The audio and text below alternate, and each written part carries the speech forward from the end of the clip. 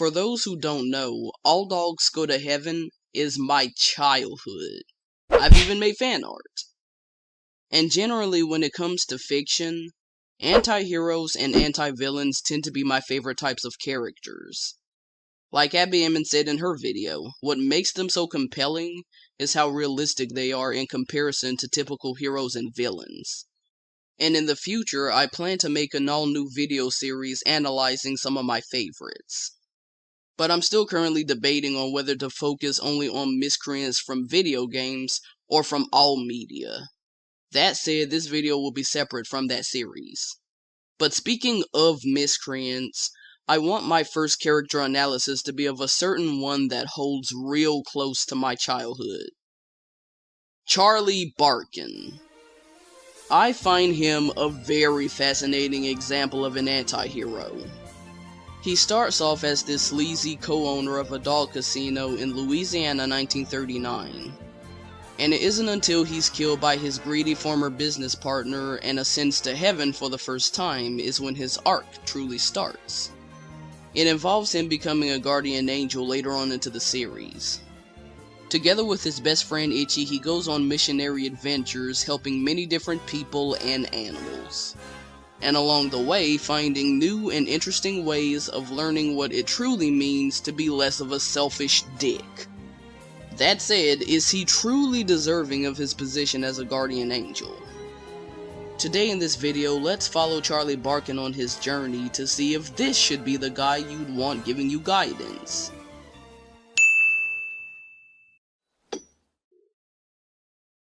So, the only reason Charlie was allowed access to heaven at all is because of a line Annabelle says that sets him apart from his canine identity.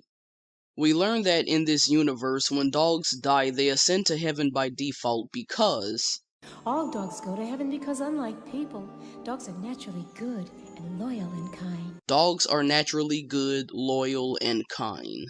All three traits of which Charlie, as a dog, ironically lacks. Yet here he is. And in the next 4 minutes, he'll continue to prove how he really doesn't currently deserve his place in heaven, let alone his eventual guardian angel status. But why is Charlie being an ideal dog essential to him being a guardian angel? Well, just to clarify, being a guardian angel isn't just exclusive to dogs. The whole point is that they could be anybody, human or animal. However, with dogs generally being the pure souls that they are, like Annabelle said, idealistically, they're what may come to mind when people think of angels and guardians even. And with the rules of dog heaven in this universe being the literal title of the franchise, I'd expect that the requirement of such a status would be to live up to your dog heritage first. Now granted, all the dogs in the series act pretty human considering the venues, weapons, clothes, drugs, and alcohol they have access to, but they still act like dogs first and foremost. Charlie, however, has shown time and time again how his ambitions go well beyond that of typical dogs, which is why they look up to him, but more on that later. So, let's examine these 3 typical dog traits and see if there's any improvement along the way. Starting with goodness. Charlie's most defining character trait is his roguishness. But how far back does Charlie's roguishness go? Well, less is known about his early life. The only information we're given is that he ran away from home at a young age and never saw his parents again. We don't know what his parents were like, but when Charlie mentions them to David in the sequel, he looks back on his actions with regret, implying that Charlie has always been a roguish dog, regardless if his parents were even good to him or not. And if the song "You Can't Keep a Good Dog Down" is anything to go by, it tells us that Charlie is no stranger to the hardships of being a stray, which only amplified his already roguish nature. We also learned that before he met Itchy, Charlie was the leader of a trio called the Rovers.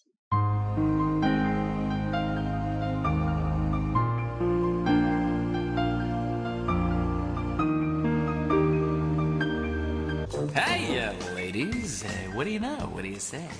I'm not saying that dogs can't be roguish. They can be, entirely depending on how they were brought up, but most dogs can also be trained. unlike Charlie apparently. But the hilarious irony in all this is that German Shepherds, his own breed, are well known for being the #1 most trainable breed of all. The sheer irony. So to call Charlie a natural-born rebel would be an understatement, because the lengths he goes through to get his way is unheard of. A defining point of his roguishness is his disdain for heaven. His first visit there has him trying to cheat death with a life watch, which is against the rules. He does this not just in pursuit of revenge, but his roguishness is largely fueled by his existential beliefs. In both films, he sings a song about how being dead just feels dead, and that a life without conflict, unpredictability, and stakes is a better life worth living than one of bliss and peace. In a way, I can kind of understand his perspective, though. I can't speak for everyone, but a life without conflict, what would there be to grow from? Or look forward to? Or inspire us artistically, rather? But Charlie is a very extreme example of a thrill seeker, because for him to be so defiant of heaven itself just highlights how deep into this belief he's in. But it's not just about being a thrill seeker. What about morals?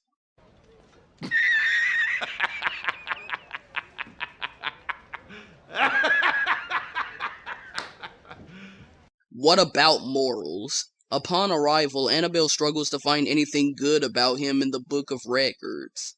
And I just went over the whole cheating death act. And sometime after that, he exploits a little girl. This isn't to say that Charlie should just be labeled a full-on villain, because, one, he genuinely doesn't actually mean to bring any real harm to anyone. Everything he does is out of selfishness, not malicious intent. And two, he does have one redeemable quality that I'll get to later. But apart from what he does in the first film, it sadly doesn't stop there. 'Cause there are many other instances where we see how he isn't even above turning to the dark side if he can benefit from it. He's a sinner, and he's proud of it. He tried a life of virtue, but prefer a life of sin. And even after being welcomed back into heaven from doing one good deed for the first time in his life, you'd think that would at the very least mean something to him. But old habits die hard. In the sequel, we see Annabelle hosting some kind of ceremony where dogs receive merit badges and earn second chances. Charlie is the only dog, however, who has yet to earn his. So although he's earned his place back in heaven, he still has a long way to go to earn a merit badge. Not that Charlie himself even cares. Wouldn't be caught dead wearing one of those merit badges, eh, Carface? And he meant it. For what you've done, you deserve a second chance. His second most defining character trait is his charisma. In fact, I'd say that is Charlie's strongest quality. He's a very talented con artist. Apparently so talented, he's even able to con the Archangel of Heaven herself twice.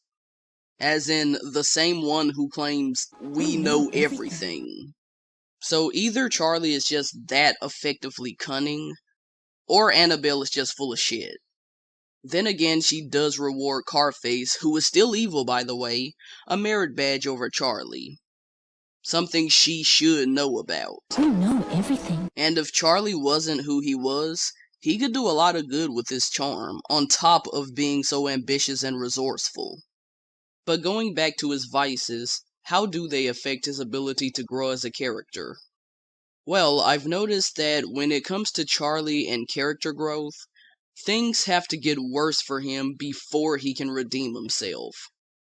Rarely do we see him develop over the course of the story. It usually happens either during or after the climax. But in the first film, it seems his development is all over the place. And I'm not sure if it's just Charlie being stubborn or bad writing. An example is when he returns to Earth. Annabelle warns him repeatedly that if he dies again, he'll go to hell. He brushes this off and doesn't think about it again until he dreams about it later on. This shows that, to some degree, he does fear the consequences of his actions. And this is one of the few times we see Charlie show vulnerability. Two other examples are when he sings to a bunch of puppies about the importance of sharing, and when he shows concern for Anne-Marie when she gets sick. But all of these moments are convoluted and they go nowhere, so they hold no weight to it. So here's what we know so far. Charlie is a silver-tongued, unrepentant, thrill-seeking sinner who thinks conflict is the way of life. If I had to grade his goodness, I'd give him a D-. With Charlie's bad boy image, the question now is he at least capable of feeling compassion? Well, throughout the rest of the series, Charlie does tone down quite a bit. He's far less temperamental and more nonchalant and friendly, although all of his vices are still intact. But instead of being menacing with it like before, he just comes off as douchey and a bit goofy. And in his debut, while he was by no means a good person, the nicest way to put Charlie is that compared to Carface, who was overtly evil, Charlie was only affably evil at best. This is what made him popular with the casino customers. He came off as more likable and trusting when he really wasn't. Because like every con artist, he understood the tactics it takes at getting your way. Trust and manipulation. The whole nice guy persona he puts on, mostly but not always, wins others over in his favor. It has nothing to do with the other person or what's best for them. What he does for someone else is solely for his own benefit. So because of this, Charlie had a lot of love and admiration from other dogs. More than he deserved. But something else to note is that in all three films, anytime Charlie has to grow as a character, it is kids that play a big role in bringing out his best qualities, regardless if his compassion for them is even genuine or not. Which makes sense with most dogs being naturally good with kids. If you want some company, we could stick around. Sorry, I've got a kid. Yeah, I'm good with kids. The only dog-like trait we see him show. In the TV series, it's more so his friends who get through to him than it is kids. But again, I'll get to that later. Possibly the best example of kids reaching through to him is Anne-Marie. The first person to enter Charlie's life that actually tested him on his morality. After he rescued her, he built himself up as this Robin Hood-like figure, making false promises to the young orphan so he could profit off her gift of talking to animals. Now, Anne-Marie may have been an innocent little girl, but she wasn't stupid, and instantly saw right through Charlie's shit. What'd you say? You sound just like Mr. Carface. She valued the goodness in others, and anytime Charlie would show his true colors to her, she wouldn't just give him what he wanted so easily. She set some boundaries, so good on her. This put Charlie in a position where he was forced to be the good guy he didn't want to be. He thought that by distracting her with material things that'd be enough to keep her occupied. But her only two concerns were getting adopted and helping other less fortunate people like her. He never has a moment of repentance over what he's doing to a little girl, and even ruined her chances of getting adopted later, which inadvertently put her life in danger twice. Like I said, he did show concern when she got sick before the climax, but considering how convoluted his development has been so far, it's hard for me to find this genuine. Not to mention this line. I don't care about the girl. I tell her things now and then. I pretend to be her best friend, but it's baloney. With her, it's just business. It's always been business. I'm using the girl. And when we're done with her, we'll dump her in an orphanage. It might look like he's just putting up a front, but I can't help but believe him. That's just me, though. To his credit, when he went to rescue Anne-Marie from Carface, he even offered to take her back to the couple he stole the wallet from. So I guess that's when his development happened. But his ultimate test of character came when he had to choose between saving Anne-Marie and saving his watch.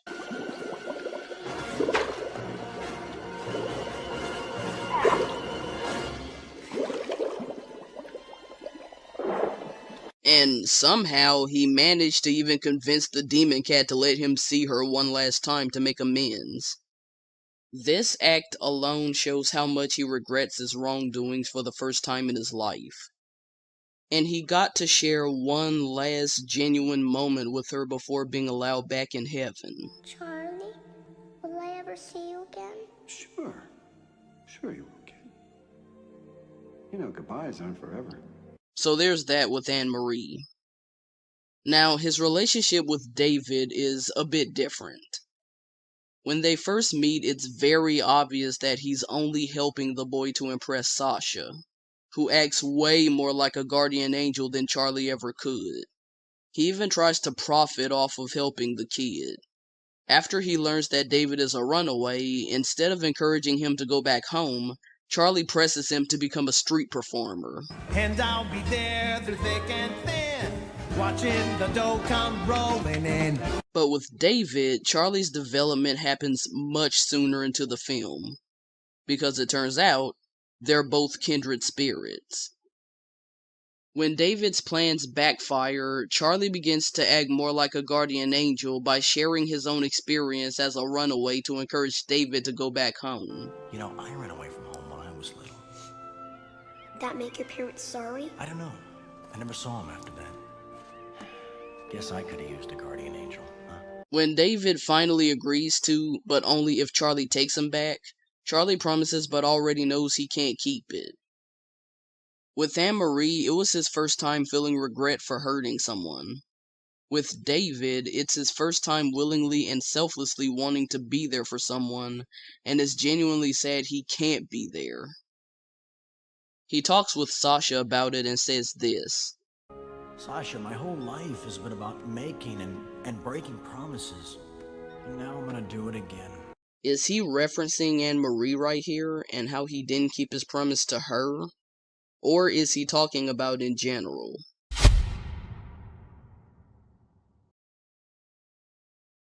However, while his intentions are out of sincerity, it's still a selfish act and he knows it. As he is willing to compromise the safety of heaven just to keep his promise to another person for once. Going far as to giving Red what he wants, even after learning that he's been tricked. Charlie does correct his mistake. After things get worse, of course. All while still prioritizing David. So Charlie's selfishness in the sequel comes from him trying to be selfless for once. There's also Timmy the puppy from the Christmas special, but I'll get to that dead last. Overall, Charlie treats the concept of kindness as a means to an end, and only a handful of those he cares for gets it unconditionally. Sometimes. For this, he gets a C-. So we see how children impact Charlie, but how does his loyalty hold up with his other relationships? I won't go over every character in his life, just the ones with the strongest influence on him. Starting with Itchy. Itchy is not only Charlie's best friend and sidekick, but also his foil, being the voice of reason of the duo, and is more of an ideal dog than Charlie could ever be. In the beginning, however, his and Itchy's friendship was vastly different. In fact, what they had really wasn't much of a friendship. Charlie had little to no patience for Itchy's cowardice, would always dismiss his concerns, and blatantly treated him more like a stooge than a friend. Itchy would even refer to him as boss. Like seriously, if you have to refer to your own friend as boss, get the fuck out of there as quickly as possible. That said, Itchy was more dedicated to their friendship than the other way around. Hell, he literally, seemingly designed and built Charlie's entire casino for him, on top of begrudgingly but willingly putting up with Anne-Marie, knowing that the girl was a liability and knowing Carface would retaliate. And remember this scene just before the climax? They lose the casino, and Itchy is left hurt physically from Carface, but hurt mentally from Charlie's negligence. And even after Itchy pours his heart out in a pretty justified I told you so manner, and putting special emphasis on his loyalty to Charlie, Charlie himself, while he does apologize, still prioritizes losing the casino, just as an excuse to hold on to the girl. But he does come around for Itchy in the end, though, indirectly. He leaves him in the care of Anne Marie and gives him a final goodbye, even though Itchy doesn't get the same chance. Onward into the series, Charlie's treatment of Itchy is 50-50. 50% of the time, he's still rather toxic to Itchy. Still treats him like a sidekick, still very dismissive of him. There are even times where he'll straight up use Itchy. And their relationship overall is still largely more take on Charlie's part than give. But I would say that his value in Itchy is more believable than it was before. He is there for him the other 50% of the time. Charlie even went far as to sabotage their 20th mission just so Itchy won't leave him for heaven. A selfish act, no doubt, but it shows how Charlie feels empty without his best friend. He even tries being Itchy's role model, motivating him to be more confident and bold. And Itchy, while he is still deeply invested in his friendship with Charlie and remains loyal to the very end, he has pretty much become the Jiminy Cricket of the duo by this point. More inclined to doing what's right, and also more inclined to putting his foot down when it comes to Charlie and his bullshit. All in all, Itchy keeps Charlie on the right track. Or at least struggles to. Annabelle does too, albeit a little more successfully. Sasha tries to as well, but let's be honest, she just brings out the douchiness in Charlie. Well, I guess I'll have to get Alex's notes by myself. You know, Charlie, if you really need help, I suppose I could go with you. No way. What's the big deal? I've helped you in missions before. Look, Sasha, this is a blue job, okay? What's that supposed to mean? This gig requires skill, strength, and a killer instinct. And that's why blue jobs are for boys and pink jobs are for girls. Now, Charlie's interactions with Carface is questionable. Just like how Itchy brings out the best in him, Carface brings out the worst. In the first film, he understandably despised Carface for his greed and betrayal and wanted revenge. But what's strange is that he postponed that revenge after stealing Anne Marie. Now, maybe stealing the girl was a form of revenge, but that's never really implied. But after that, and from then on, Charlie just generally acted very casually around the gangster, even while they were in heaven together. One could argue that because all dogs go to heaven, it's expected for Charlie to learn to get used to his arch-enemy and murderer being there with him. After all, Carface did fool everyone. Everything. But it doesn't even seem like that with Charlie. It just largely seems like he doesn't care what Carface does. Unless, of course, what he does directly affects and or benefits him. That being said, Carface actively fuels Charlie's negative qualities, and even tests Charlie on his loyalty. And even with knowing Carface's history, especially after he aligns himself with another demon, that's sadly not enough to stop Charlie from being manipulated. Now, Charlie doesn't always play into Carface's schemes, but that's mostly out of pride than from a moral standpoint. The only thing that motivates him into doing the right thing is if his friends are negatively affected by his actions. In fact, this right here is his most redeemable quality, his loyalty. Sort of. Friendship is mainly the reason he'll do anything moral at all. So Charlie's loyalty may not always be immediate, but it's there. And if it wasn't for his friends keeping him in line, he would just be a lost cause altogether. So grading his loyalty, I'll give him a B. But Charlie, I don't know how to swing! Minus. Charlie doesn't need to be a guardian angel. In fact, he's the type of person who desperately needs his own. He's a hedonistic troublemaker that occasionally puts himself above his heavenly duties.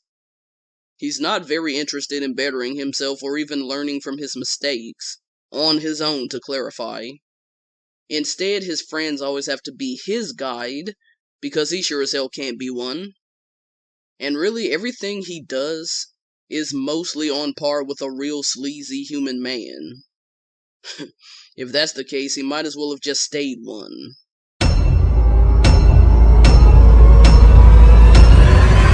Objection! I would conclude the video like this, but there's still hope.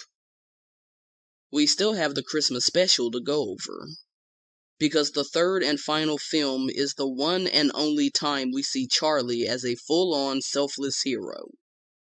For a side character, that is. The leading role is now given to Carface, who wants to ruin Christmas by orders of Belladonna. So it's Charlie and Itchy's mission to stop her. And Charlie is more than happy to do it. You must stop Belladonna's evil plot. This affects thousands of families, so failure is not an option.